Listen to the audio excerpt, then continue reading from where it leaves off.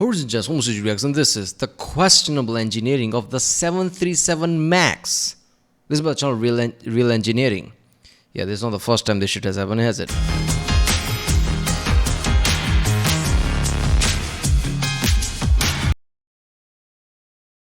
Yeah, so this is the video from Real Engineering. Obviously, I was hoping somebody would cover this. Somebody at least I know. So Real Engineering, great channel for engineering related things. Just the channel I want to watch about engineering related aspect of this. Obviously, I'm pretty sure I remember in the past that 737 is not. I'm pretty sure it's 737, right? It's not 747. 747 works, right? I think it was 737. It just might not be great. It has some issues here and there years ago, right?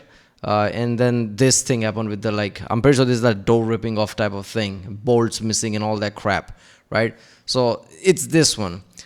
Okay, years ago I didn't even know much difference with distinctions. 747 I knew it how it's a jumbo jet. Then there are other ones, right? Which is like, I'm guessing it's even more bigger. 737 is like smaller than 747, but it's been used a lot because of it, right? And I'm guessing it has many issues. This is just the another version of it. So I guess next time I'm going to go into flight, I need to know if it's 737 or some other one. If it's 737, whoa, let's back up. Is that it? That's insane.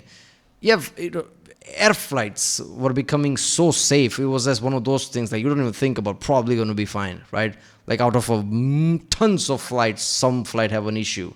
But then in past few years, like this kind of issue is rising up. Now that could be because like number of flights has gone up way too insane.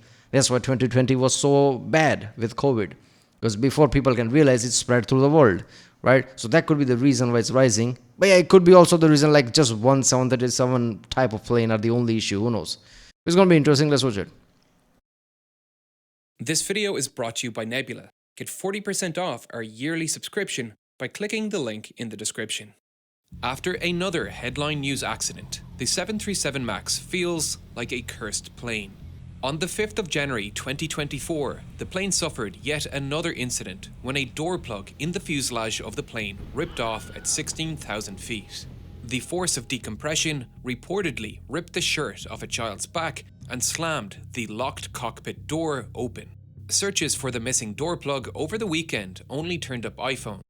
Ripped the shirt off a child's back. That is like an insane level of pressure. I mean, you need that mask to breathe at that point, isn't it? And that's an insane level of thing, man. I mean, right now I'm sitting here, like it's really hard to process that, but it's like at that height, at that speed, a door opens. Anybody who's tried to open a window, car window at like something like 100 miles plus or something, they would know like how much air, works, right? Like even if you put your hand out, it's just gonna be way too much. Inside the air, it's just gonna slam in. Imagine in a fucking airplane with a big ass hole like that, trying to get in, right? That's just fucked up. Which somehow survived the fall to the streets of Portland below. Thankfully, none of the 100. Back up, what? Searches for the missing door plug over the weekend only turned up iPhones, which somehow survived the fall to the streets of Portland. iPhone, Apple, man.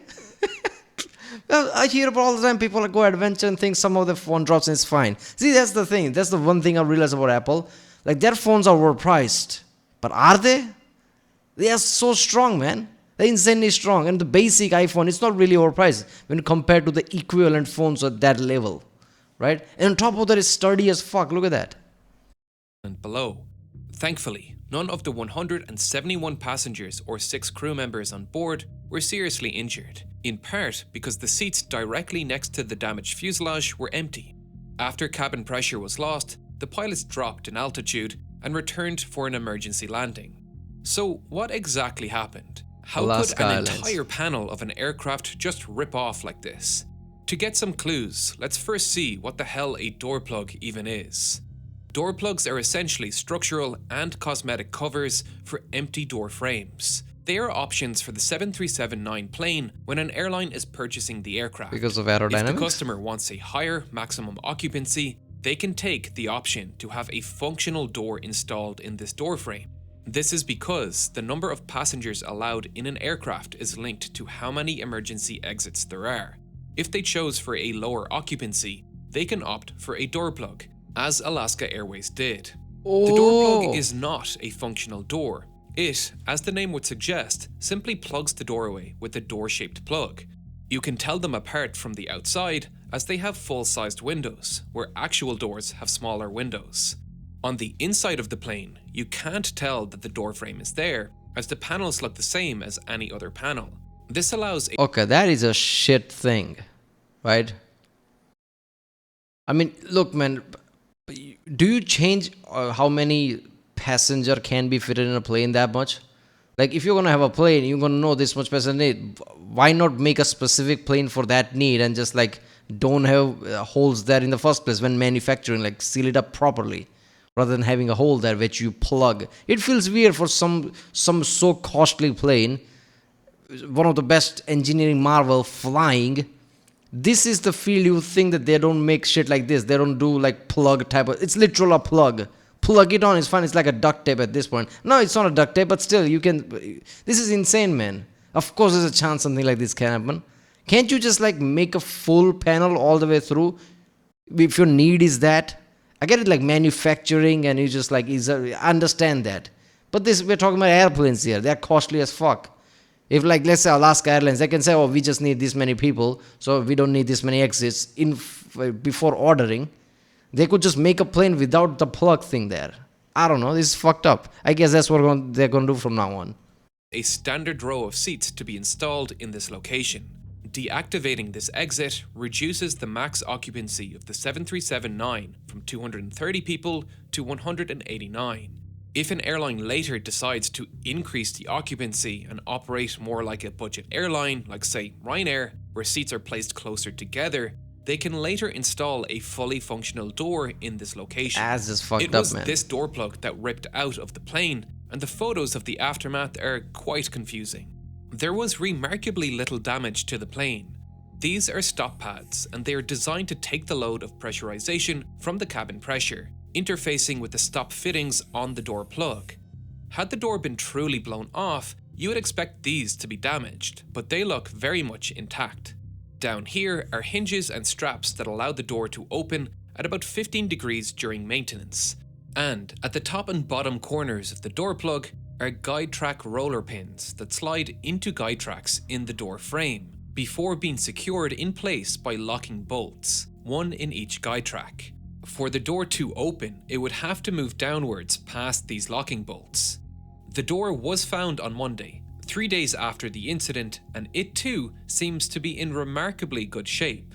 This to me suggests that either the fasteners attaching the plug to the aircraft fractured, or they were improperly installed. Perhaps the incorrect bolt was used, they were under-tightened, or missing altogether. Okay, isn't that, if you're just gonna do that, why not just have a door there? Just don't use it. I mean, all this shit can be like, it wasn't plugged properly, this and that. You can just, if you make a door and open and shut, just first experiment is enough to know if it's working or not. Plug this thing can happen, right?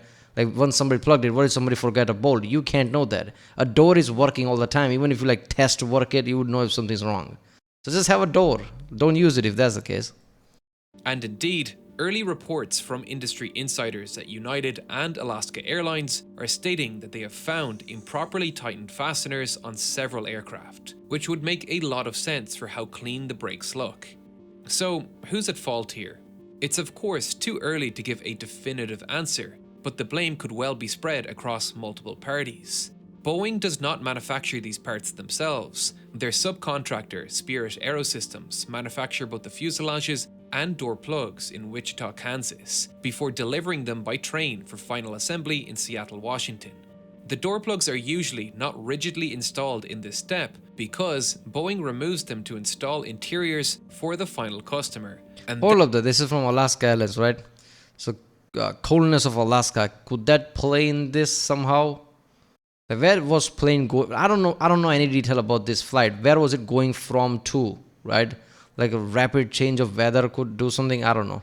then fully secure the door plugs during reinstallation. This seems like the type of thing that could potentially get lost in communication between two separate companies. Perhaps in some cases the door plugs were never removed for this purpose, and whoever was in charge of reinstalling the doors was not aware that they were delivered in the semi-complete state. That's my working theory, but again, it's far too early to state anything with confidence. This is just me employing Murphy's Law. If something can go wrong, it will go wrong. Or perhaps someone somehow managed to not Especially at fully this secure level. the bolts across multiple planes. That seems less likely to Plane me. is one of those things you need to have it 100%. 99.9 is still fucked up. That 0.1% will happen. Because we're talking about, like intense pressure, high altitude, high speeds, every part moving. It's fucked up. And especially, for this type of industry, I don't know, man. I'm just like fear of like flying is increasing, even though I know it's stupid. I know like people, crashes on road is much higher than anything on plane. But plane is the one thing you think like, okay, this is the highest thing humanity is doing in everyday thing, right? It's like any travel, like airplane are the like top technology. You think that at least they would have that cover. Like at least this is the thing. Like after spending way too much money in the ticket, wherever you want to go, spending way too much money into making these planes from Boeing and things, you think that they would have proper inspectors see every single thing. But I don't know.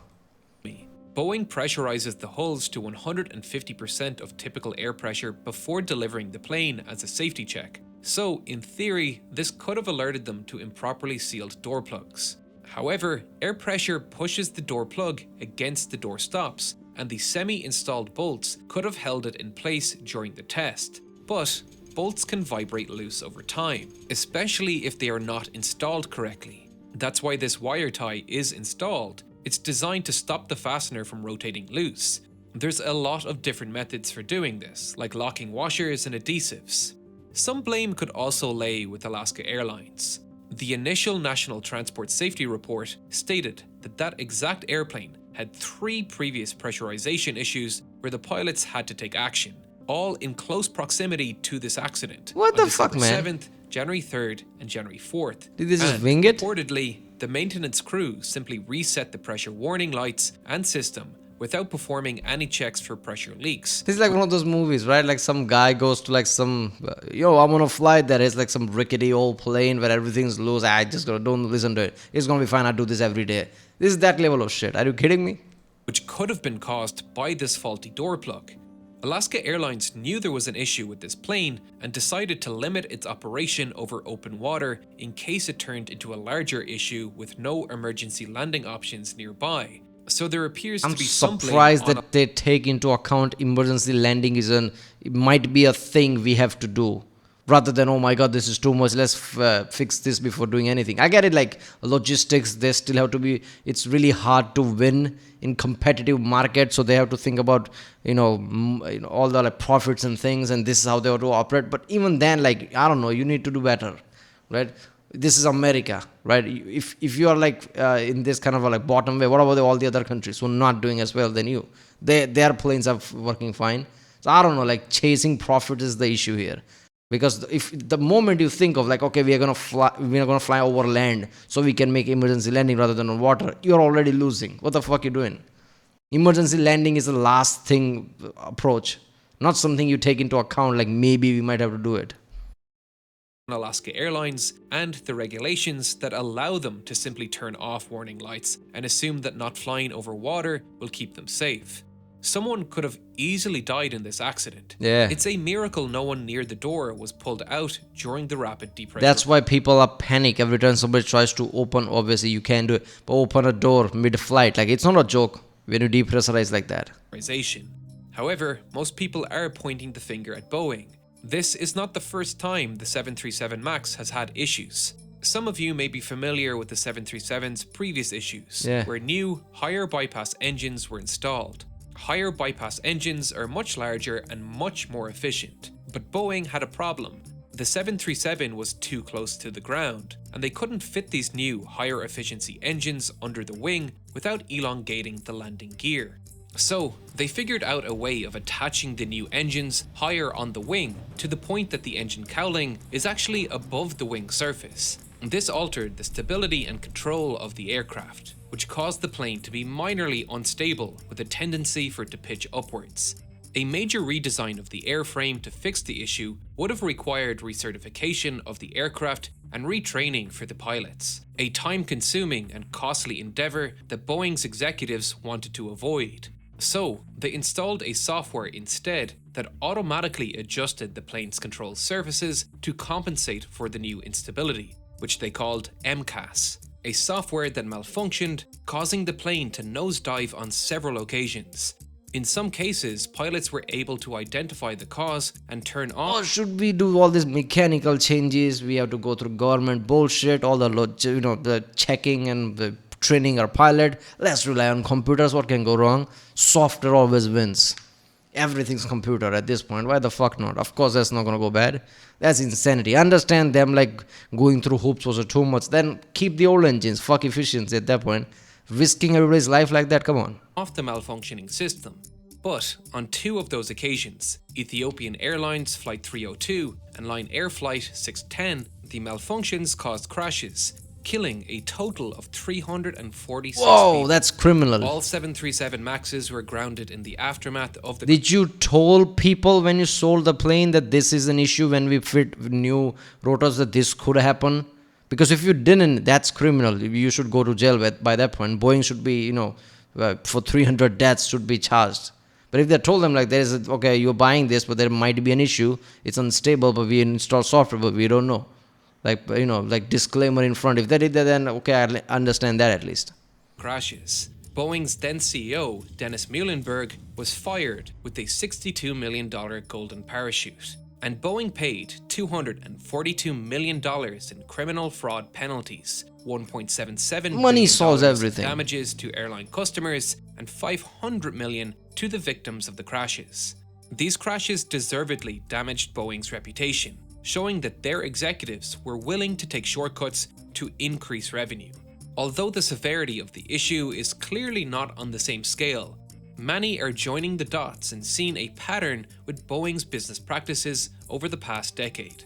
Boeing recently requested that the FAA exempt the 737 MAX 7 from a safety regulation so they could deliver planes on time as they worked on a long-term solution to an overheating problem with the engine. No, I'm not gonna fly. I don't need plane. Pilots to solve by limiting their use of the anti-ice. Should we let go of this like safety check standard so we can deliver it fast? No, you know what? We don't want plane. Check it first and then deliver it. Until then, I'll take a bus. The fuck you on about? People should be like panicking more now. Like, okay, you're letting go of lots of safety shit on the air. There's a reason we don't have flying cars, because flying car would crash. If you're gonna fly in a plane, it must be like 100%, like at least 100% that you can do. This is fucked up. Ice system to just 5 minutes when flying in dry conditions, because the inlets around the engines get too hot and could fracture and strike the windows and cause a rapid decompression. Just like what happened to Southwest Flight 1380 when a 737NG suffered that exact fate, and a passenger was partially ejected from the plane and died as a result of her injuries. What? This was an older plane which is not affected by this overheating issue, which is caused by the composite material cowlings, which is an issue exclusive to the 737 MAX. Okay. But the potential Never loss of flying life 737 is the now. same. To the recommendation of limiting anti-icing system operation to just 5 minutes, a representative of American Airlines pilots said, "We're not interested in seeing exemptions and accommodations that depend on human memory. There's just got to be a better way."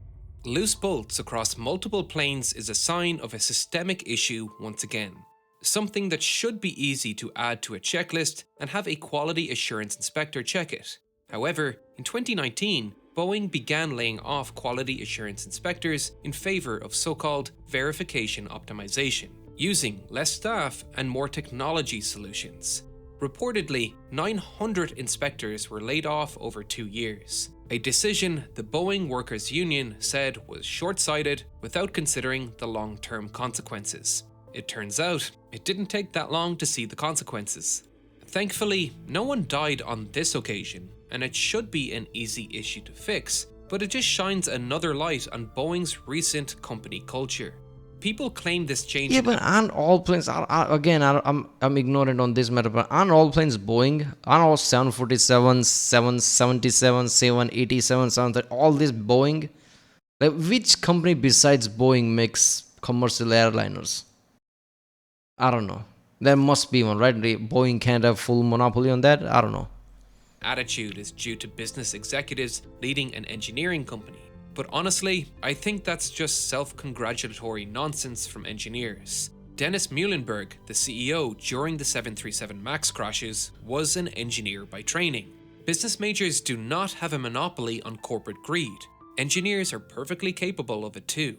Boeing has amazing engineers and produces amazing products. I have made an entire video gushing over the masterclass of design that is the 787. There you go. But there has been a systemic 787 is bigger than 747, right? I don't know, numbering is like 777, 767. I don't know. Those are kind of smaller than 747, but 787 is the bigger one. I don't know. I'm confused. 747 is like the jumbo jet. I'm guessing that's not the widely used one, even though it's the famous one. But big international flights probably use 747. 737 might be more domestic way. I don't know.